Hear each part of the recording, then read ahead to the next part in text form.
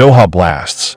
Explosions were heard in Doha after Israel carried out an attack against the Hamas leadership there, an Israeli source told CNN.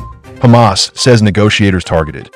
A senior Hamas official confirmed to CNN that the group's negotiators were targeted in Doha. The attack appears to mark the first time Israel has launched an operation in Qatar. Israel carried out an attack against the Hamas leadership in Doha, an Israeli source told CNN, after an explosion was heard in the Qatari capital.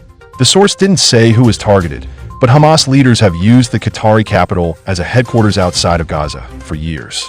On Monday, Hamas chief negotiator Khalil al-Hayya met with Qatari Prime Minister Sheikh Mohammed bin Abdulrahman Al Thani in Doha. The attack appears to mark the first time Israel has launched an operation in Qatar. U.S. Embassy in Qatar issues shelter-in-place order. The U.S. Embassy in Qatar has instituted a shelter-in-place order for its facilities in the country. It said in a post on X. Qatar resident says explosions were heard in capital during attack. We have some reaction from on the ground now in Doha.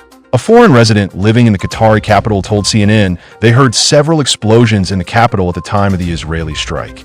Israel and Qatar confirmed Hamas were targeted in Doha, as we've been reporting. I heard 5 explosions at least. Looked out of the window. Sounded so close that I thought it was in my backyard.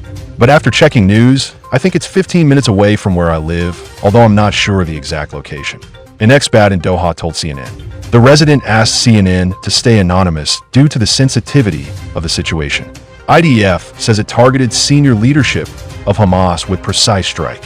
Shortly after the explosion in Doha, the Israel Defense Forces, IDF, issued a statement that it had targeted senior leadership of Hamas with a precise strike in a joint operation with the Shin Bet security agency.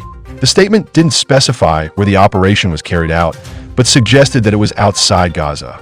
For years, these members of the Hamas leadership have led the terrorist organization's operations, are directly responsible for the brutal October 7th massacre, and have been orchestrating and managing the war against the State of Israel.